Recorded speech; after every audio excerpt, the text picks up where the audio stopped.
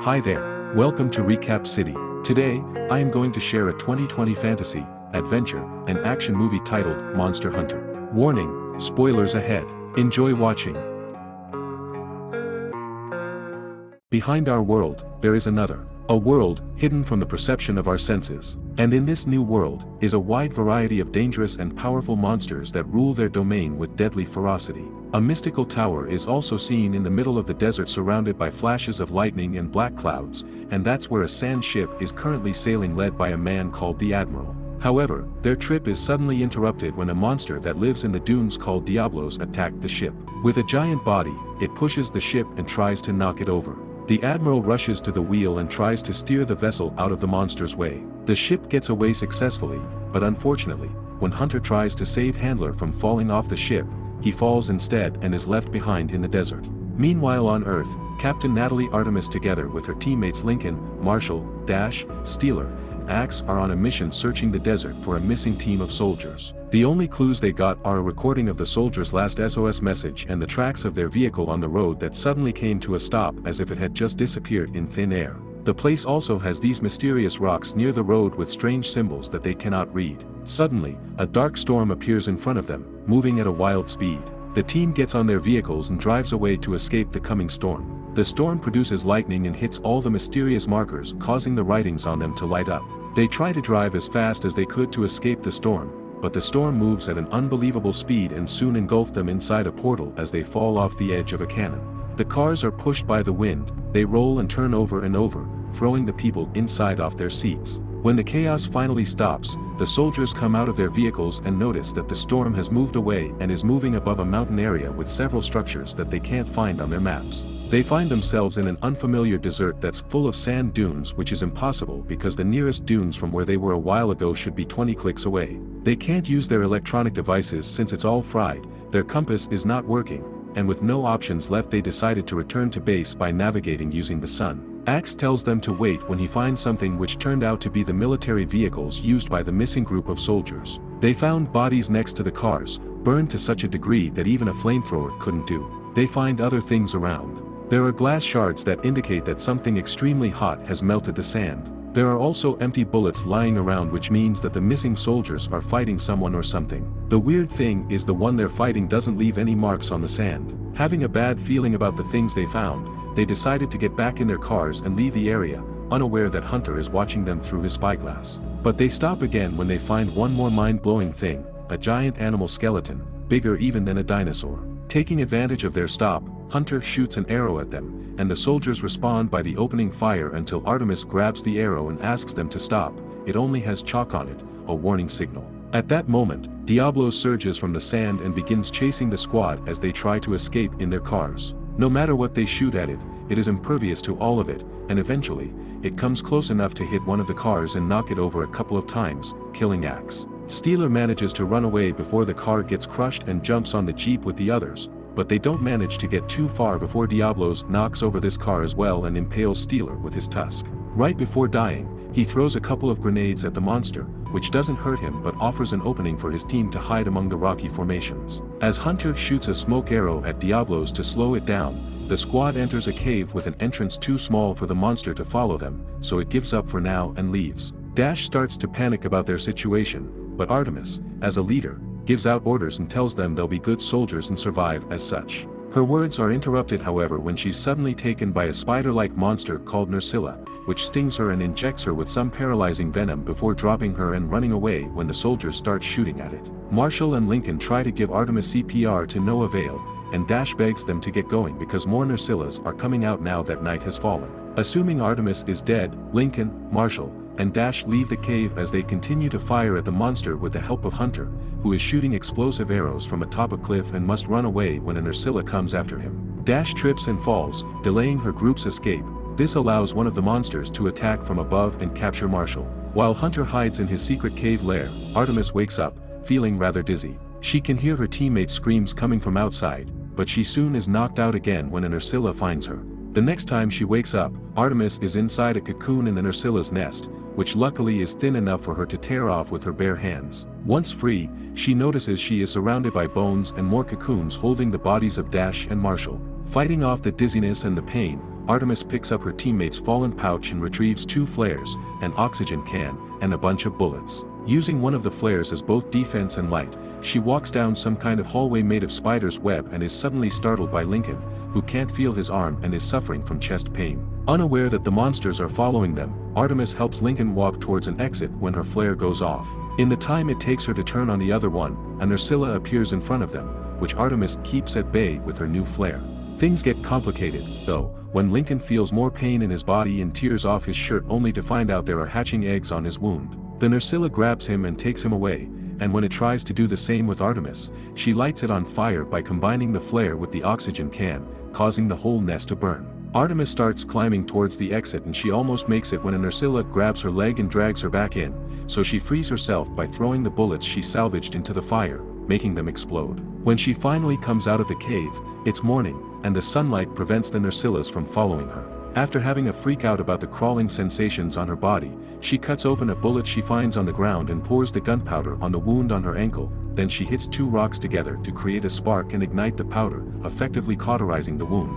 Afterward, she goes up the hill to get a better understanding of the area, but she only sees desert all around her and the storm that brought her here far on the horizon. That could be her key to returning home, but there's something she needs to test first. She throws a rock and throws it in the sand, causing Diablos to come out with a furious roar and leave quickly when he doesn't see her.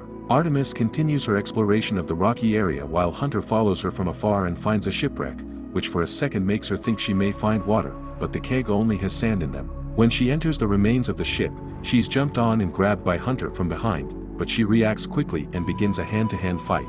Both of them are incredibly skillful fighters that keep each other on their toes, but while Artemis manages to stab Hunter on his shoulder with his knife, he still manages to overpower her and win the fight. After tying up her hands, he takes Artemis to his cave lair, trying to make her walk faster before night falls and the spiders come out again. Artemis falls to the ground and picks up a glass shard without him noticing before she's picked up again and taken away. At the cave, Hunter drinks some water from a special contraption he made and eats moss from the rocks, but he doesn't share anything with Artemis, and when she tries to talk, he makes her stay silent because the Nursillas are outside, trying to dig their way in. Afterward, Hunter makes a special salve for the stab wound on his chest and prays to 2 little figurines he carries with him, unaware that Artemis is only pretending to be asleep and is working on cutting the ropes on her wrists with the glass shard. The next morning, Hunter goes out to check on the storm and the monsters, and when he returns, he doesn't find Artemis where he left her, falling for her ambush. After hitting him and tying him up, she tries to drink from his water, but he kicks off the contraption so she can't have it. They cannot communicate because they speak different languages, so Artemis responds by destroying his little altar, which makes him furious. Hunter jumps on her and they begin to fight again, and all the moving around and rolling takes them out of the cave. Since they can't control the rolling, Hunter falls into a hole that takes him to the Nursilla's nest, but Artemis catches him just in time and drags him back up before cutting the ropes that tie him off. Trying to show she isn't his enemy, she offers him some chocolate as a peace offering, which he tries and loves the taste of. In return, he lends her his water skin, which she drinks from before following him to the edge of the hill area. There, they manage to communicate a little. They both want to go back into the storm, but Diablos is in the way.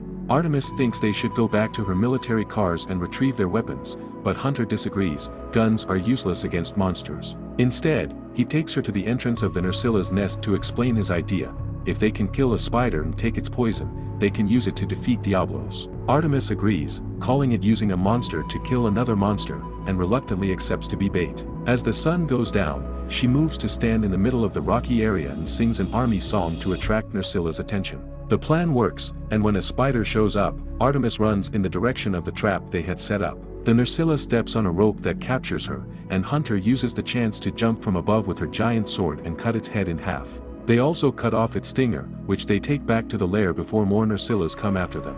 At the cave, after sharing a little silly moment, Hunter explains to her that the figurines represent his family, who are now dead. The next day, they start getting their plan ready.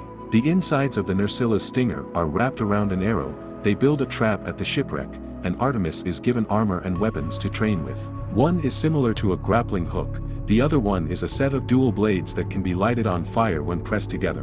When the time comes to execute the plan, it goes quite well at first. They release a makeshift catapult that sends a keg flying and it lands in the middle of a dune, causing Diablos to come out at a safe distance from them. Artemis and Hunter start running towards her army vehicles with Diablos chasing after them, but they are forced to stop when the monster hides under the sand. Hunter decides to act as bait while Artemis goes to retrieve her weapons, but during his run, he accidentally drops the pouch with his family figurines. When he comes back to pick it up, Diablos take the chance to come out and knock him off. Hunter wastes no time and shoots the venomous arrow right into its eye. This enrages Diablos and makes it go faster after him, but Artemis distracts it by shooting the car's machine gun. Diablos is starting to feel dizzy because of the venom, but bullets are still not enough to hurt it, so it comes closer and knocks over the car after Artemis hides in it. The monster continues to follow her when she gets out, and Hunter takes advantage of this distraction to jump on its head and impale his sword in the middle of it. Sadly, it doesn't go deep enough, so Diablos shakes him off his body and sends him flying until he hits the other car. There's still a chance to finish it, though, so Artemis shoots her hook at Diablo's head so that when it moves, it raises her with it, helping her land on top of it. She pushes the sword and finishes what Hunter started, effectively killing Diablos at last. Since Hunter is still unconscious, Artemis picks up as many supplies as she can find from the cars and cuts off a piece of the monster's hard skin to make a makeshift stretcher and drag Hunter across the desert with her. After many hours, the wind starts picking up and gets them in danger, so Artemis puts up a tent around them and uses the emergency army kit to keep his heart beating. The sandstorm eventually goes away, leaving them buried in sand, but thanks to the tent, they both survive and easily get out of the resulting dune. After another long walk, Artemis and Hunter make it to an oasis, so they decide to stop to take a break. The area is populated with tortoise-like creatures called apsaros, which Hunter explains are herbivores, so they don't need to fear them. When Artemis comes closer to the water to drink, another monster called Cephalos comes out of it to attack her, but Hunter kills it with a swift swing of his sword to later roast it over a fire. Night falls after the pair have had their dinner, and they are startled by a sudden fire burning the oasis. There's another monster attacking, one bigger than all the ones they've seen so far, Rat Halos, a fire-breathing wyvern. A group of scared apsaros comes in a stampede, trying to escape from Rat Halos, and Hunter manages to sneak away, but Artemis falls to the ground in the middle of them. She thinks she's going to be crushed when suddenly, a figure appears in front of her. It's the Admiral, swinging a sword on fire to keep the apsaros from coming closer. Artemis stands up and activates the fire on her dual blades to follow his example while Hunter makes it to the edge of a cliff. He also almost gets run over if it wasn't for Handler, who appears hanging from a rope to pick him up and take him away from the edge. When all the apsaros are gone, Artemis thanks the Admiral for his help, and he surprises her by speaking English right before knocking her out with a punch. She wakes up moments later inside a cage on a ship while the Admiral's crew watches her. They're sent away by Hunter, who feels guilty about her confinement, but there's nothing he can do about it. After he's gone too, Artemis notices there's a hatch on the floor of her cage, so she uses the bench to destroy the lock, open the door and sneak into the kitchen. When she tries to steal a knife, she's startled by the Admiral's cat-like companion and official chef, the Palico, who doesn't let her take anything. It is then that Hunter arrives with good news: Artemis is free now. He takes her to see the Admiral, who apologizes to her for the misunderstanding and removes her shackles before explaining why he did so in the first place. The Admiral is afraid of her world and what it could do to this one. Artemis isn't the first one that has crossed over, and it was from previous visitors that he picked up her language. The thing responsible for all this is the Sky Tower, which lies at the peak of the mountain surrounded by the storm. It's a remnant of an ancient civilization, pretty advanced and dangerous. These ancients knew how to travel between worlds, but they're extinct now because technology turned on them, and the Admiral suspects Earth may have something to do with it. They're on their way to investigate the tower, but Rat Halos is a dangerous obstacle. The Admiral proposes that if Artemis helps them defeat them, they'll help her get home in return, so of course Artemis accepts. The crew leaves for the mountain at dawn, and they make it to the tower after a long, arduous climb. The Sky Tower is standing on lava, and they think that's what powers it, allowing it to control the storm and create a gateway to her world which looks rather unstable. As soon as they take some steps towards the tower, they find glass shards on the ground, meaning Rat Halos is close. After the Admiral reminds them that the Wyvern is weak right before it breathes fire, the team splits and gets ready to fight. Rat Halos burns some of the members of the crew before landing between them and the tower. The Admiral is the first one to go after it, with Artemis and Hunter following him closely, all of them having their weapons on fire to be able to do any damage. Other crew members try to help as well, but Rat Halos pushes them away while the tower starts lighting all the special markers around it, matching the ones Artemis had seen in her world. While they do manage to land a couple of hits, their damage isn't enough to take down the creature. Rat Halos chases Artemis with fire until she's forced to jump off the cliff, only to fall into a portal and land back in her world. An army rescue group appears to help her, claiming they've been looking for her unit for a while. After putting her on a stretcher and taking her to their plane, they take off, but they don't manage to go too far. The storm appears above them again and Rat Halos comes flying into this world. The monster destroys the plane and makes it crash before going after the other vehicles. Not being bothered by the shower of bullets, the soldiers are shooting at it and killing them all by breathing fire on them or even eating them. Artemis, who's managed to survive the crash, sees all this and comes up with a plan. After grabbing 2 flares from the wrecked plane, she runs towards Rat Halos and shoots her hook at its wing, stabbing it with his knife when she is dragged closer. This enrages the beast, which is about to breathe fire on her for what she did. Artemis uses this chance to light the flare on fire, burning her hand in the process, and tosses it into Rathalos' open mouth, burning it from the inside. Sadly, this is still not enough damage to kill the monster.